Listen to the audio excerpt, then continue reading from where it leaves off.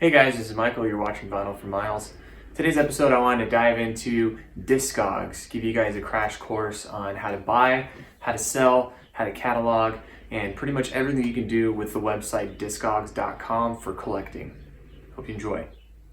All right, so we moved into my office now so I can share my screen on my computer and kind of give you the rundown of discogs through screen sharing. So there's going to be two screen shares I'm going to try to show you guys. One's on the mobile app and then one's the desktop, right? So here's what discogs looks like when you land on the homepage. It's discogs.com. Go ahead and sign up for an account. You could do that with either linking your Facebook account, your Google, or just do it by your email. That's what I did. So let's log in and check it out. So this is my dashboard. You get all kinds of notifications here. There's a spotlight, your profile, and then you can do these modules here. They're custom modules if you want to have any kind of activity on your homepage. I mean, you could put like your orders or order stats, all that stuff. I don't really use the homepage too often. So there's a few things you can use discogs for. So if you're a new collector or an old collector, the best thing you can do for your collection is to catalog your collection using discogs. Now, if you download the mobile app, there's a barcode scanner built into it. So you launch the app and then up in the search field, you click the barcode icon and you can literally scan the barcodes of your records and it'll pull up the release. You can add it to your collection. Here's my collection here. Once you add it to your collection, you would set the condition. So you'd rate it either mint, near mint, very good plus, very good, good plus, good, fair, and poor. I can go over all these in a little bit. But basically with the app, you can scan all the barcodes. If it doesn't have a barcode, you can just use the catalog number. You could type it in to the search and pull it up. But I figured it's much, much easier to use the app to start adding your collection in here. So once you add your collection, discogs, they keep track of everything. They keep track of every record ever sold on their platform here. And I mean, you have record companies and you have record stores and individual people like myself buying and selling on here. So there's a lot of transactions going on discogs.com. They keep track of everything. They give you the minimum, the median, and then the max value for each record that you own. So, I mean, we can see here this record I have, which is Hailstorm's Vicious album. My wife and I got the double record on purple. It was limited edition, had this 3D cover on it. Anyways, we bought it for $40 and it's worth $140 now. So it went up in value by $100. That's pretty crazy. So let's go ahead and dive in. I'm going to show you how to use the barcode scanner on the app. Now, there's a few situations you can use this barcode scanner. Number one is if you're cataloging your collection and you want to start scanning stuff you already own. Number two, this is kind of sneaky. This is how I use it, and this is how my brother uses it and some of my friends. Use the barcode scanner at the record store. If they have a copy, it's if you're looking for, let's just use the Killers as an example. If you're looking for the European copy of the Killers, they have it at the record store. You check it out. They want $30 for it. You can scan the barcode on the back and see how much it's actually worth. Now, this is really helpful for me because I've been in quite a few record stores where they want $20 more than the record's worth, and they're smoking something. So I can go up to the counter and be like, hey, here's all the records of sold prices, and it's never sold above $20. You're overcharging. Like, I'll give you this much for it. And 90% of the time, the record store owner will come down in price and be like, oh, you're right, I overpriced it. So here's a quick demo of how to do that. All right, so let's say we open up the app, we scan the barcode, and let's just start off with, let's say, the Killers. So I scan the barcode for the Killers, the album Hot Fuss. We can scroll down, we can see there's the lowest, the median, the highest. So at the record store, if they're overcharging, it should be nowhere above a few dollars over the median. The great thing about this too is, I mean, you can use it for anything. We'll just scan a Megadeth record too and see what comes up. There's a ton of different releases here, but we can tell there's the one I'm looking for right here. So again, you can gauge the value on this just by looking at the lowest, median, and the high.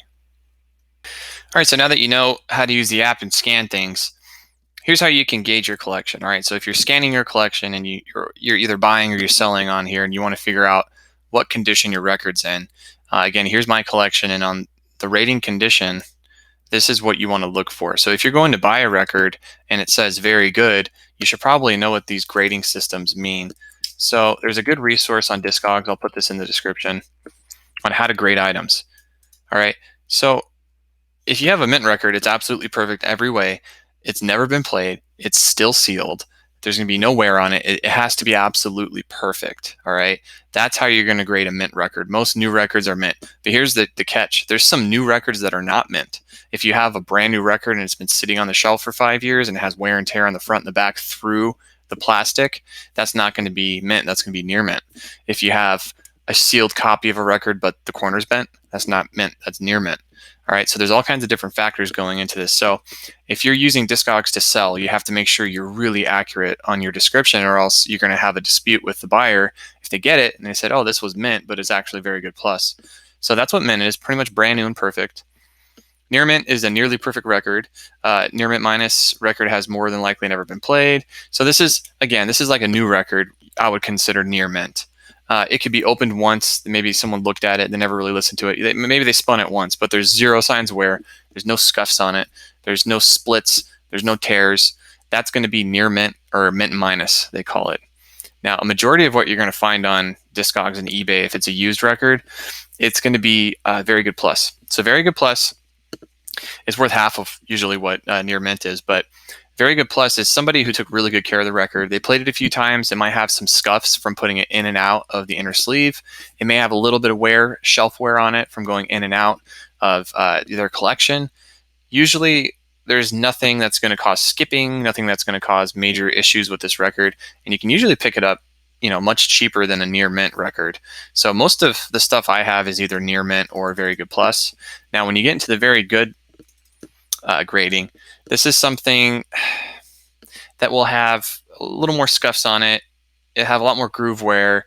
It'll be noticeable. It'll have a lot more surface noise. It'll be something that maybe it has tape over a tear on it, or maybe a sticker on it, or someone's name written on it. That's what very good is going to be, but it should still play okay. It should still be presentable if you want to put it up on your wall or if you want to sell it. This is the threshold for me. I don't go below very good. Okay, so when you get into good plus and good, they're not worth nearly as much. They're going to have tape on them, or they're going to be ripped. They're going to have skipping on it, noticeable scuffs. It's going to be just okay. I would typically advise against buying good or good plus. And then you have poor and fair. I would just stay away from that. Don't even bother with that. So that's how you gauge it. So we went over, you can use this to, again, take inventory of your collection. Now, another way you can use discogs.com, and the way I use it heavily, is I keep track of my collection. I buy and I sell on here, and I contribute, but buying music. So if you want to buy music on Discogs, this is the place to do it. If you're looking for a specific release, or if you're looking to research a copy. So let's take a look at something newer. So let's look at Rush, and let's look at one of their newest albums. It doesn't even have to be the newest album. I'm just trying to find something newer that they would have a bunch of different versions of. So here we go. Let's say we're looking for, right here, R40 Live. There's 14 versions. This is a perfect example. Oh, there's no records though. This channel's about vinyl, so let's skip that one. I'm just trying to find something easy. Here we go. Clockwork Angels. So if we look on here, there's one record here. It's a double record, 2 and 3. So there's 3 versions of this album. If you're at a record store, you're pretty much going to get one version of it. And if it's the version you want, perfect. I highly encourage you to support record stores. But if they don't have the version you're looking for, I would recommend going on Discogs. Let's say you're looking for the red edition. Well, oh, here's the red edition. You click on it, you can see pictures of what your record's going to look like, right? And then they should have pictures of the actual record in red. It looks good. And you can get all kinds of notes on it, limited to 300 copies. So that's going to be a pretty rare record if there's only 300 made. You have all the credits on here. And here is where you can find them for sale under Marketplace. So I clicked on the most rare record here, which is red, and there's only 2 for sale.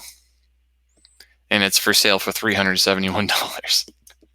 So there's a slim, if you're a huge collector and you're willing to spend the kind of cash, probably the only place you can find the exact record you're looking for is on a website like discogs or eBay. But if you look at the sale records here, you got 129, 193, 355.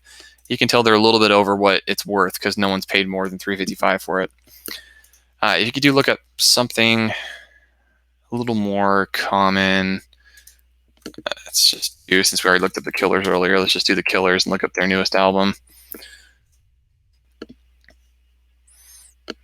So let's say we were looking for, let's go with Battleborn, and we're looking for the red edition of Battleborn. There's a black one, there's a red one here, but this is the 2012 repress. Let's say we want the original red. This is the first pressing here. So there we go. I already found the red edition I'm looking for.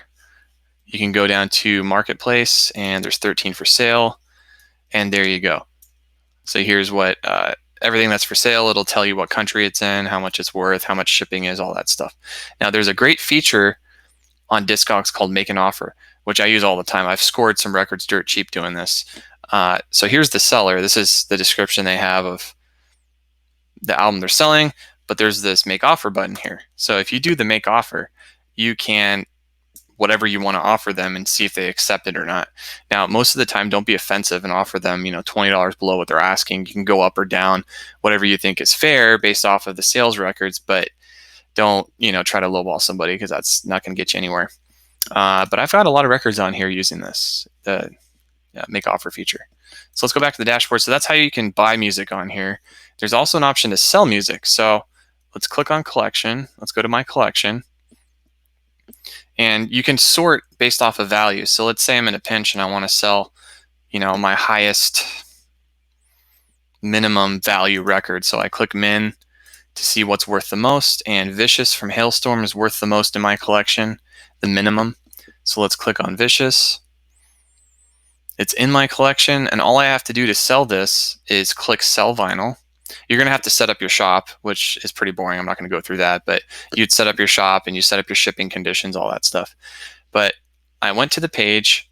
I'm going to put the condition at mint because it's pretty much only been played a few times. I take very good care of my records. You could put condition comments. Now be really specific when you're listing your condition. Kept in a poly sleeve, only played once. Put that location, you're in California, and you can put some private comments in here too. It's optional. The coolest thing that Discogs does is it says right here, here's your average, right? And there's a lot of people who want it and not that many people who are selling it. So it's telling you right now, we're suggesting you sell it for $150. You can click that button and it automatically fills in the info for you. Usually I don't go with what they suggest because it sits for a while, so I'll probably drop it to $139. And you can also allow offers, like I just showed you how people can send offers. But most of the time I turn that off because people lowball you, or if you're not desperate, don't allow offers. And then it also tells you the fee, because I think they charge 8 or 9% fee on here. So the fee is going to be $11. Then you would just click list for sale. And then once it's listed for sale, there's a tab up here called Marketplace, and you can click on inventory. And this would be everything you have for sale. I'm not going to sell that record because it's my wife's record and she loves it. But I was just showing you how to do it. So here you can see all the stuff that I've sold, what I have for sale. I only have one record for sale right now with 2 versions of it up here for $30. So yeah, it's a great tool if you want to make some money selling your collection. It's a great tool to buy music. It's a great tool to research music.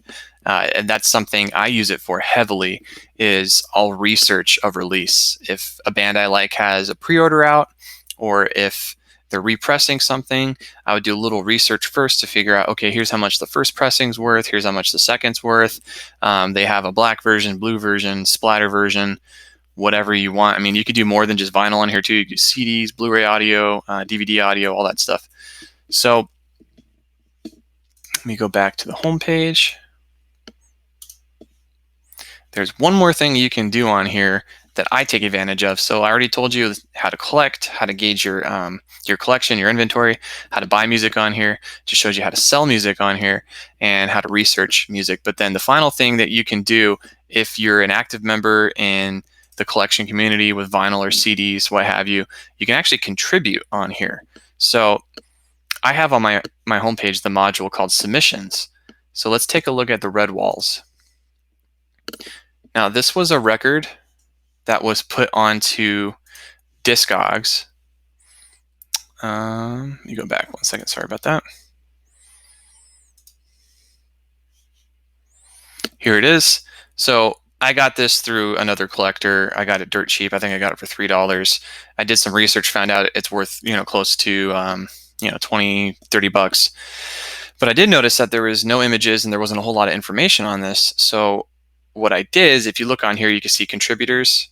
There's been 1, 2, 3, 4, 5, and then me. Here's me. There's at least 6 contributors to this. So if you find a copy of a record that you have a lot of information on, you know more than what's on here, or if you have good pictures. So these are all my pictures. I submitted these pictures of the record. So this will give people more information on the copy that you have. It'll let them know, here's some pictures, here's some more details. And I also added here, red vinyl includes fold-out poster of the band, which it does. So if you want to make a revision to someone's release, all you have to do is go on to the release page. You can scan your barcode or type in the catalog number, get to the page, click the edit button, edit release. And if you go up to the top, you can see all the submission notes from previous people who submitted to it. You can have all the information here, and you would need to click edit release one more time because, yes, I'm sure I want to edit this. Now it pulls up the edit screen, and you can put all the information you want from the release date, track information, who engineered it. You can put all the liner notes in here, whatever you need to do. And basically, you need to add notes why you're submitting what you're submitting, and you can click preview submit, and then it goes into the database. And then if someone comes in and changes it, they have to have a good reason. But this is your way to kind of give back to the community and contribute to releases on discogs and put some more information out there on these releases. So that's kind of fun. My most recent submission is my band Sojourners. So if we check out my release for Sojourners Mind Control, this is the band I'm actually in. I've been in for quite some time. There's only one copy of our album for sale, but I went through and I added the credits because nobody put the credits in here. So I put myself and our producer in the band, and I also put notes on here. We had the guitar player from Def Leppard actually do a guitar solo on it. So I added some information there. So it's really useful. You can contribute. You can buy, sell, collect, gauge your collection, do some research on here. I mean, this is my favorite tool. And if you do find a rare copy of something, check eBay too. Pop onto eBay and see how much they have. All right. So that's pretty much it. Hope you guys enjoyed, and look forward to the next video.